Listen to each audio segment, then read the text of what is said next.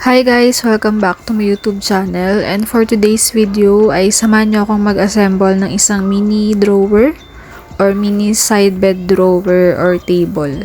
So itong mini drawer na to guys ay nabili ko lang sa TikTok shop, and bumili ako nito kasi para lalagyan ko ng mga anik-anik, kumbaga nakatago, ganun. So ayun, binili ko siya, and ito ay gawa sa kahoy. So may dalawa kasi akong klaseng nakikita sa TikTok shop na ganito. Merong gawa sa plastic and merong gawa sa kahoy. So, pinili ko na yung kahoy para kahit paano medyo matibay-tibay. So, since gawa sa kahoy yung binili ko, ano talaga siya, more on i-assemble mo siya like may mga tornilyo ganyan. Unlike kasi pag plastic lang yung binili mo, parang naka-fold lang kasi siya.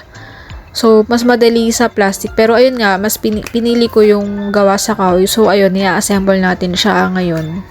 So, actually guys, pinag-iisipan ko talaga kung plastic or kahoy yung bibilin ko. Kasi, pag plastic yun nga, madali dahil nga naka-fold lang siya. Pero, since nga may experience ako sa pag-assemble, kasi nung nasa Dubai ako, ganito din yung ginagawa ko sa market namin. Nag-assemble ako ng mga ganitong cabinet. Pero, iba, dun kasi, parang magnet yung pinto niya. Yung parang itutulak mo lang tapos mag-open siya, ganun. Ito kasi may lock. So, pero sabi ko, medyo same naman siya. So, parang feeling ko magagawa ko siya, ma-assemble ko siya, ganun. Kaya, ito na yung binili.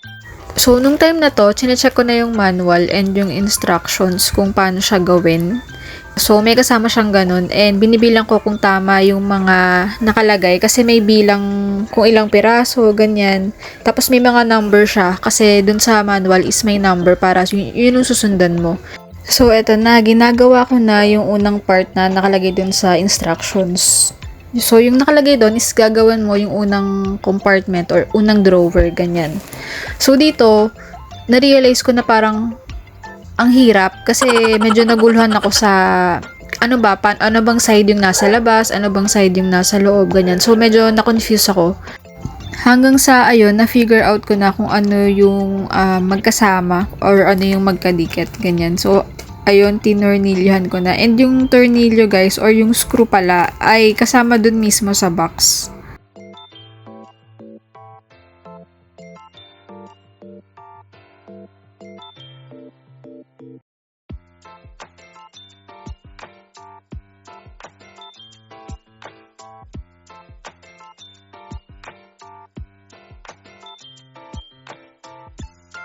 And ang next kong ginawa is yung parang lalagyan ng susi or yung parang cover nung drawer, ayan. So, dito nahirapan ako kasi meron siyang butas sa loob, sa gilid na hindi tatagos sa kabila. So, sabi ko, paano yun? Paano malalagyan ng screw kung wala akong tatagusan? Basta ganon, hindi ko ma-explain pero iniisip ko kung paano ko ba ilalagay siya. Kasi nahirapan talaga ako kung paano. Kasi merong mga screw na hindi ko alam kung paano gamitin. Parang kakaiba siya, ganun. So, ayan, fini-figure out ko kung paano siya pero hindi ko talaga siya magets. Hanggang sa nag-search na ako sa YouTube kung paano yung tutorial or may tutorial sila. So, dito wala akong makita na tutorial ng pag-assemble sa cabinet or drawer na katulad nung sa akin. Ang lumalabas lang is yung mga may lumabas na parang tornilyo na same na meron sa akin kung paano gamitin. So, yun na lang yung chinek ko pero hindi ko pa rin siya mag-gets kung paano. So, anyway, ayun, napagod na ako dyan sa unang kasi hindi ko nga ma-figure out kung paano siya takpan. So, ang ginawa ko is nag-proceed muna ako sa ibang parts nung drawer. So, nung hindi ko nga ma-figure out yung sa susian nung drawer is nag-proceed muna ako sa ibang parts, and ang ginawa ko is yung sa gilid kasi nalagay din yun sa manual pero nako-confuse ako dun sa manual nila kasi may numbering dun pero yung meron ako parang hindi siya akma, alam mo yun, parang hindi siya same dun sa nakalagay na numbering dun. So ang ginawa ko, bahala na, parang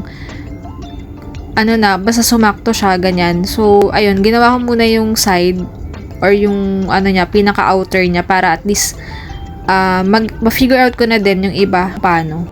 So, sa point na to guys, naiinis na ako kasi sobrang nahihirapan talaga ako siyang buuin. Ang very confusing talaga kasi nga, yung mga sizes ng kahoy is iba dun sa manual. So, hindi ko siya magets. And at the same time, yung number ng tornilyo, sobrang dami as hindi mo alam kung para saan siya.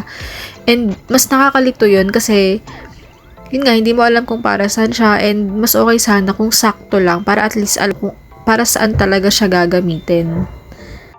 So, sa point na to, hindi na ako tumitingin sa manual kasi hindi ko rin siya magets eh. So, ang ano ko na lang dito, ang ginagawa ko na lang dito is bahala na kung ano man yung mapagkabit-kabit ko. So, habang tinitingnan mo kasi yung mga kahoy, yung mga sizes niya is parang magigets mo din eh para saan ba to, kung saan ba siya ilalagay, ganyan. So, yun na lang yung ginawa ko. Parang instinct ko na lang na ikat siya kung saan-saan.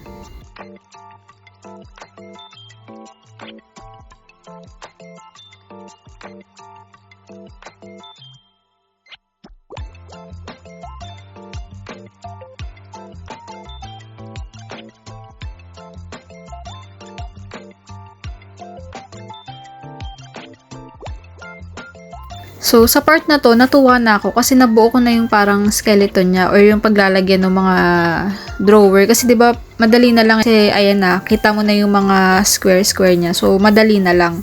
So, ang ginawa ko is dinouble check ko lang na mahigpit, ganyan, and yung kabilang side. So, ayun, ang daming ini-screw talaga, guys. So, nung time na to, parang napapagod na yung kamay ko. As in, parang naninigas na yung kamay ko. Ikot nga, and kailangan mong diinan kasi nga, para humigpit yung pagkakakapit niya. So, medyo sumasakit na din dito yung kamay. Tapos, iniisip ko na din na parang gusto ko na siyang ipatapos kay Papa. Pero, sabi ko, kaya ko naman siguro, tsaka ayoko nang istorbohin si Papa kasi may ginawa din siya kanina. So, sabi ko, bahala na, kailangan ko nang matapos to. So, sa point na to guys, medyo natutuwa na ako kasi nakikita ko na nabubuo siya. So, ayun, buo na yung labas niya. And madali na lang kasi pag mga drawer, 'di ba? So, natutuwa na talaga ako kasi nabuo ko na yung labas.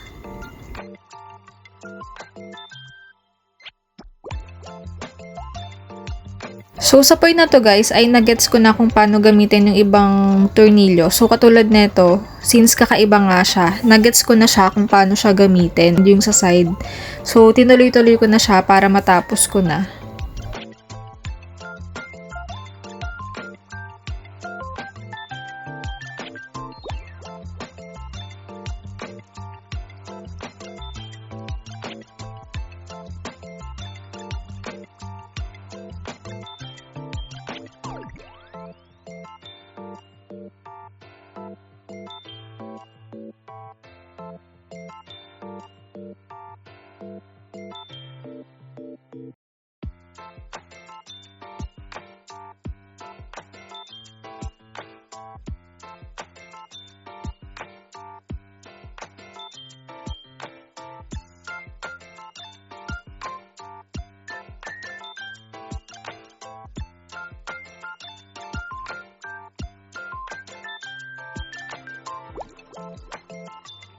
So, sa point na to, dito, mas ramdam ko na yung pananakit ng kamay ko. Nung parang naninigas na siya kasi nga, kailangan nga ng force and paikot-ikot. So, ayan, sumasakit na talaga yung kamay ko. And time na to, gusto ko na talagang ibaba.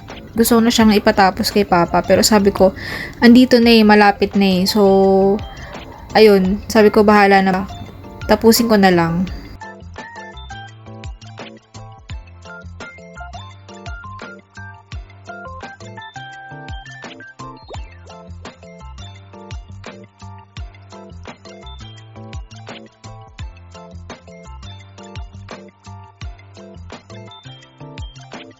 So, dito ko guys nahirapan dun sa may part na lalagyan mo yung pang-lock niya para hindi mag-open.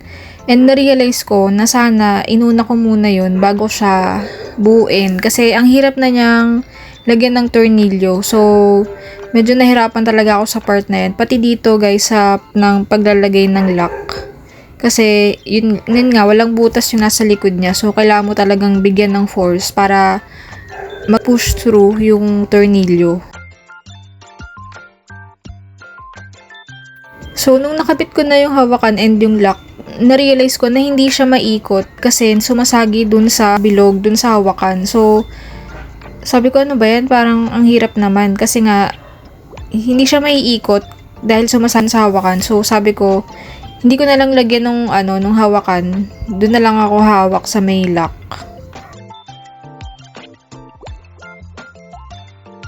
So dito sa part na to, natutuwa na ako kasi nagawa ko na yung 3 drawer and ang kulang ko na lang talaga is yung lock and yung hawakan niya. So before yon, tinapos ko muna yung sa likod na part kasi hindi pa siya close. So dito kailangan mo talaga ng martilyo. So humiram muna ako kay Papa para matapos ko na yung likod.